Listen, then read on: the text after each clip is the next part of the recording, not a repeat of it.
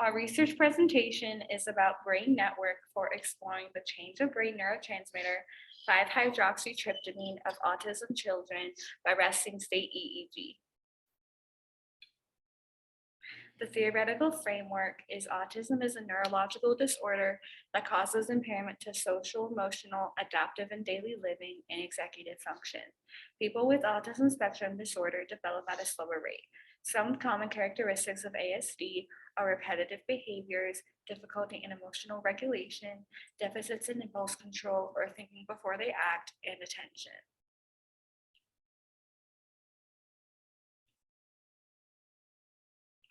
How the neurotransmitter hydroxytryptamine is different in people that have autism spectrum disorder, ASD, versus individuals with typically developing brains. The study research questions is how does the neurotransmitter hydroxytryptamine change at resting state using an electroencephalogram or EEG in children with ASD?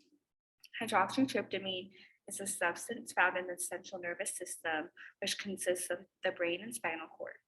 The function of hydroxytryptamine is a neurotransmitter that sends information to the brain, and EEG records brain activity. The experimental methods that they used were that there were 20 autistic children in the observation group, and they were diagnosed using the Diagnostic and Statistical Manual of Mental Disorders, and they were under the age of 2. Within that observation group, so that was children that had ASD, there were 11 boys and 9 girls, and they were between the ages of 1.5 to 2.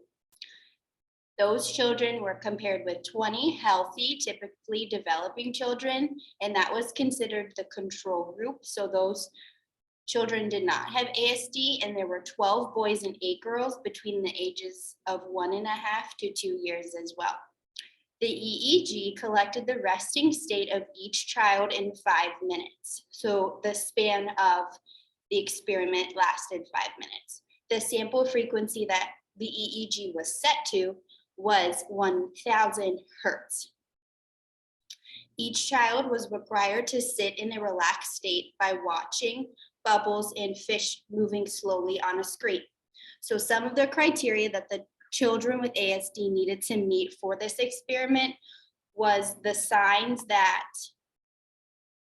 the children showed of autism, medical history, oral communication, no history of head trauma, neurological diseases, or visual impairment.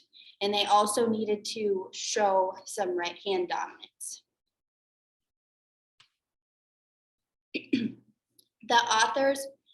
What the authors found, and did it support their initial hypothesis? So they did find some abnormalities in the brain with the autistic children. So they specifically found areas in the frontal lobe, which showed that there were poor cognitive ability of those children.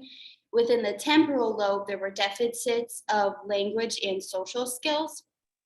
The level of 5-HT in autistic children was lower than typically developing children, and that was related to psychiatric disorders. And the specific psychiatric disorders that they included were loneliness and depression, and they slightly didn't support their initial hypothesis due to the fact that they thought that the sample size of this experiment was just a little bit too small, and then they suggested for the next study that they make a larger sample size. The real-world implications are that scientific research provides more evidence on a child with autism spectrum disorder and how their brain functions. This can lead to more professionals who are able to assist people with ASD. Our discussion question is, how might this study influence how these children with ASD are going to live a life full of social acceptance and independence? How might this research influence their future in school? And then this is our reference slide.